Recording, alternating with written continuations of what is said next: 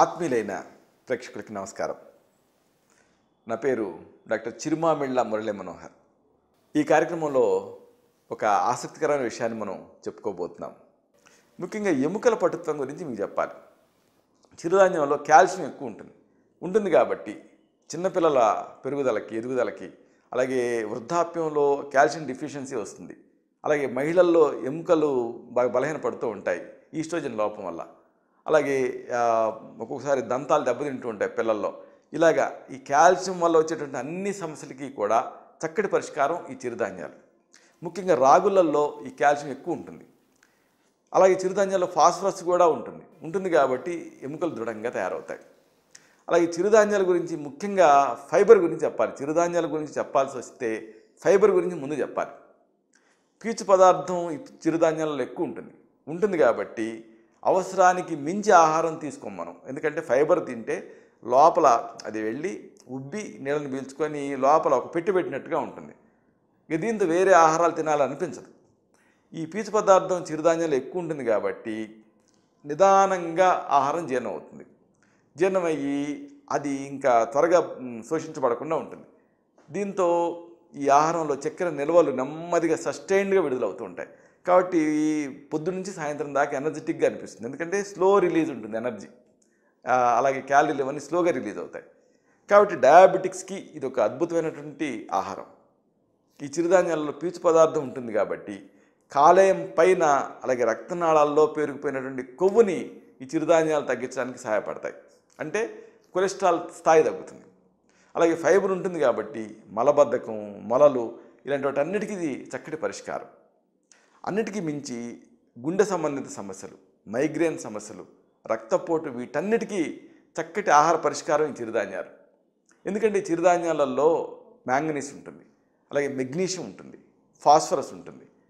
ఇవి ఉంటాయి కాబట్టి మైగ్రేన్ సమస్యలకి, అలాగే హార్ట్ రిలేటెడ్ డిజార్డర్స్, హృదయ సంబంధ వ్యాధులకి ఇది చక్కటి పరిష్కారం.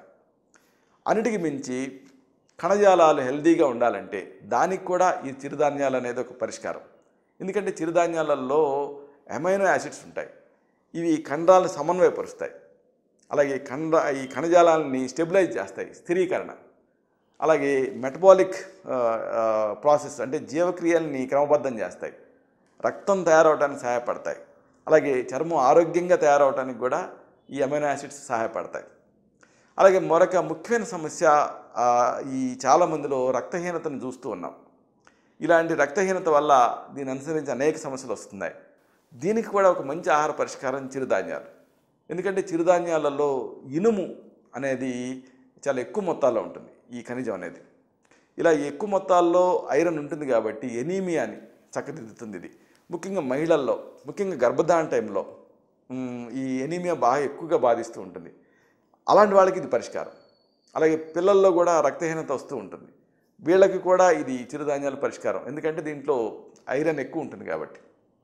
అలాగే ఈ మధ్య ఎవరిని చూసినా చెప్పే కంప్లైంట్ ఏంటంటే నరాల బలహీనత. ఇలాంటి సమస్య ఉన్నప్పుడు నరాల పటుత్వం కోసం కూడా ఇది ఉపయోగపడుతుంది. ఎందుకంటే ఈ చిరుధాన్యాల్లో లిసిథిన్ అనేది ఉంటుంది. ఇది ఉంటుంది కాబట్టి నరాలు చాలా శక్తివంతంగా పనిచేస్తాయి. అన్నిటికీ మించి ఈ మధ్యకాలంలో మనం ఎక్కువగా క్యాన్సర్స్ని చూస్తున్నాం. ముందు కాలంలో ప్రతి 10 మందిలో దాదాపుగా సగానికి సగం మంది క్యాన్సర్ బారిన పడే రిస్క్ ఉందని మనకి అధ్యయనాలు చెబుతున్నాయి. ఇలాంటి క్యాన్సర్ రాకుండా నివారించుకోవాలంటే దానికి పరిష్కారం కింద ఈ చిరుధాన్యాలు ఉపయోగపడతాయి. ఎందుకంటే చిరుధాన్యాలలో అనేక రకాల ఫైటోకెమికల్స్ ఉంటాయి, అలాగే ఫైలేట్స్ ఉంటాయి, అలాగే ఫైబర్ ఉంటుంది. ఈ అన్నీ కూడా క్యాన్సర్ రాకుండా ప్రివెంట్ చేస్తాయి.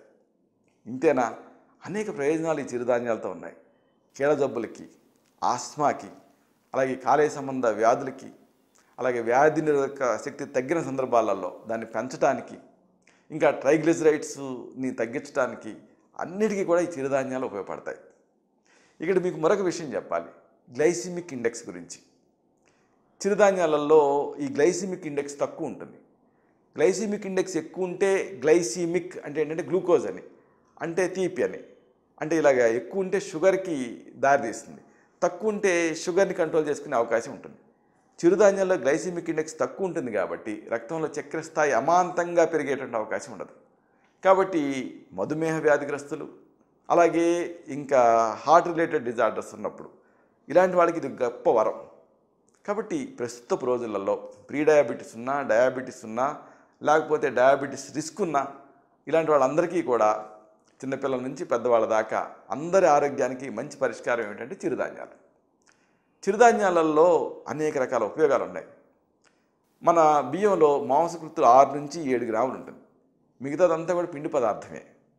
కొవ్వు కూడా చాలా తక్కువగానే ఉంటుంది బియ్యంలో. అదే జొన్నలు కానీ, కొర్రలు కానీ వీటిని తీసుకున్నారనుకోండి, మాంసకృతుల మోతాదు ఎక్కువ ఉంటుంది. అది వీటి ప్రత్యేకత. బియ్యం, చిరుధాన్యాలు రెంట్లో కూడా పిండి పదార్థం ఒకే మోతాదులో ఉంటుంది నిజానికి. కానీ బియ్యంలో ఉండేటువంటి పిండి పదార్థం ఏమో త్వరగా జీర్ణం అవుతుంది. ఇందులో ఉండేటువంటి అంటే ఈ చిరుధాన్యాల్లో ఉండేటువంటి పిండి పదార్థం ఏమో తక్కువ అంటే జీర్ణం అంత త్వరగా అవ్వదు. ఎందుకంటే పీచు పదార్థం ఎక్కువ ఉంటుంది కాబట్టి. కాబట్టి చిరుధాన్యాలలో పిండి పదార్థంతో పాటుగా పీచు ఉంటుంది కాబట్టి ఈ పిండి పదార్థం నిదానంగా జీర్ణం అవుతుంది. ఇది శరీరానికి చాలా అవసరం. అలాగే వీటిలో పీచు కూడా ఎక్కువ ఉంటుంది కాబట్టి చిరుధాన్యాలలో ఆ పీచు వల్ల అనేక ప్రయోజనాలు మనకి కలుగుతాయి. చిరుధాన్యాల అన్నం మీరు కొద్దిగా తిన్నా కానీ కడుపు నిండినట్టు ఉంటుంది. ఎందుకు అంటే ఫైబర్ ఉంటుంది కాబట్టి. ఇది కూడా ఆరోగ్యానికి మంచిది. ఇదే సందర్భంగా సూక్ష్మ పోషకాల గురించి మీకు చెప్పాలి. అంటే ఇనుము, కాల్షియము, జింకు ఇలాంటి సూక్ష్మ పోషకాలు వరి బియ్యంల కంటే చిరుధాన్యంలో ఎక్కువ ఉంటాయి. ముఖ్యంగా సజ్జలు, సామలలో ఇనుము దాదాపు మాంసంతో సమానంగా ఉంటుంది. అంటే నాన్ వెజ్తో సమానంగా. ఆకుకూరలో కూడా ఎంత ఇనుము ఉండదు. అలాగే ఈ జొన్నలు, రాగుల్లో కూడా ఇనుము కాస్త ఎక్కువ ఉంటుంది. కొర్రలు, వరిగల్లో మాత్రం కాస్త తక్కువ ఉంటుంది. కాబట్టి మీ ఇనుము మీకు ఎంత అవసరం అనే దాన్ని బట్టి ఈ చిరుధాన్యాన్ని ఎంచుకోవాలి. ఇదే సమయంలో కాల్షియం గురించి చెప్పాలి. రాగులలో కాల్షియం దాదాపు పాలతో సమానంగా ఉంటుంది. మనం మామూలుగా కాల్షియం రిచ్ ఫుడ్ ఏమిటంటే పాలు చెబుతాం కదా, రాగుల్లో కూడా పాలతో సమానంగా కాల్షియం ఉంటుంది. 100 గ్రాముల రాగుల నుంచి 344 మిల్లీగ్రాముల కాల్షియం మీకు లభిస్తుంది. అంటే ఒక కప్పు పాల నుంచి 300 మిల్లీగ్రాముల కాల్షియం మీకు లభిస్తుంది. ఇలాగ మీరు కంపేర్ చేయొచ్చు. అందుకే ఒకప్పుడు ఈ రాగుల్ని పేదవాడి పాలు అని పిలిచేవాడు. సజ్జల్లో కూడా కాల్షియము బియ్యంతో సమానంగా ఉంటుంది. ఇదే సందర్భంగా మాంసకృతుల గురించి మీకు చెప్పాలి.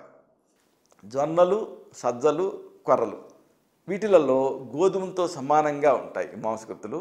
రాగులు, వరిగళ్ళు, సామలు వీటిలో బియ్యంతో సమానంగా ఉంటాయి. ఇక కొవ్వు తౌడు తీసేస్తాం కాబట్టి బియ్యంలో కొవ్వు అనేది ఉండదు. కానీ చిరుధాన్యాలని మనం వాటిని పైన తీసేయం. అంటే పొట్టుతో సహా వాడుకుంటాం. పొట్టు తీసినా కానీ కాస్త కొవ్వు ఉంటుంది. పైగా ఇది మంచి కొవ్వు. ముఖ్యంగా సజ్జల్లో ఈ కొవ్వు మోతాదు ఎక్కువ ఉంటుంది. అందుకే వీటితో మీకు అంటే సజ్జలు తిన్నప్పుడు శక్తి బాగా లభిస్తుంది. సజ్జలు, సామలు, కొర్రలు వీటిలలో 4 నుంచి 5 గ్రాముల కొవ్వు. రాగులు, వరిగలు, జొన్నలు వీటిలో 1.5 నుంచి 2 గ్రాముల కొవ్వు ఉంటుంది. కొద్ది మోతాదులో అనుకోండి ఈ కొవ్వు. కానీ ఈ కొవ్వులో మనకి అవసరమైనటువంటి కొవ్వు తాలూకు అంటే fatty acids, omega 6 fatty acids ఇవన్నీ ఉంటాయి.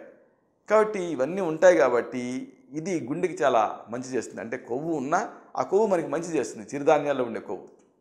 ఇక శక్తి విషయం తీసుకుంటే బియ్యంలో లాగానే చిరుధాన్యాలతో కూడా 330 నుంచి 340 కిలో క్యాలరీల శక్తి మనకి లభిస్తుంది. సజ్జల నుంచి కాస్త ఇంకా ఎక్కువ లభిస్తుంది కూడా. కాబట్టి శక్తి రాదు అనుకోవటం అపోహ. ఇక పీచు బియ్యంతో పోలిస్తే ఈ చిరుధాన్యాలలో 66% పీచు ఎక్కువ ఉంటుంది. పైగా దీంట్లో కూడా నీటిలో కరిగే రకం పీచు ఇది 1 నుంచి 2% ఉంటుంది. కరగని రకం పీచు ఏమో 8% ఉంటుంది.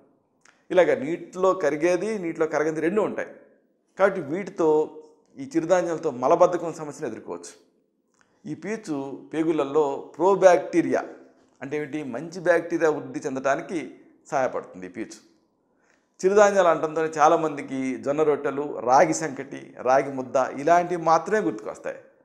కానీ ఇవే కాదు, అన్నం, ఇడ్లీలు, దోశలు, పిండి వంటలు, మిఠాయిలు, అలాగే ఇంకా స్పెషల్ వంటకాలు ఇలా దాదాపు మనం ఇంట్లో తినే అన్ని రకాల పదార్థాలని కూడా ఈ చిరుధాన్యాలతో మీరు తయారు చేసుకోవచ్చు. వీటికి మెయిన్గా చెప్పాల్సి వస్తే చిరుధాన్యాలతో అనేక రకాల సమస్యలను ఎదుర్కోవచ్చు. ఉదాహరణకు షుగర్ ఉందనుకోండి మీకు, దీన్ని చిరుధాన్యాలను మీరు ఎంచుకోవచ్చు. ఎందుకంటే చిరుధాన్యాలలో పీచు ఎక్కువగా ఉంటుంది కాబట్టి బియ్యంతో పోలిస్తే ఈ చిరుధాన్యాలు నెమ్మదిగా జీర్ణం అవుతాయి. కాబట్టి వీటిలో ఉండేటువంటి గ్లూకోజ్ కూడా ఈ రక్తంలో నెమ్మదిగా కలుస్తుంది. వరన్నం మీరు తిన్నారనుకోండి, తింటే గంటలోపే రక్తంలో గ్లూకోజ్ మోతాదులు పై స్థాయికి వెళ్తాయి. కానీ చిరుధాన్యాల్లో ఇలాంటి సమస్య ఉండదు. అంటే చప్పున పెరగటం, చప్పున తగ్గటం ఉండదు. కాబట్టి డయాబెటిక్స్కి ఈ చిరుధాన్యాలు అనేవి ఒక చక్కటి ఆహార ఔషధం. ఇలాంటి మరొక ఆసక్తికరమైన విషయాన్ని తిరిగి ఇదే కార్యక్రమాల పరంపరలో మనం కలుసుకున్నప్పుడు సవివరంగా, సహేతుకంగా, సమగ్రంగా తెలుసుకుందాం. అంతవరకు సెలవు. శుభం.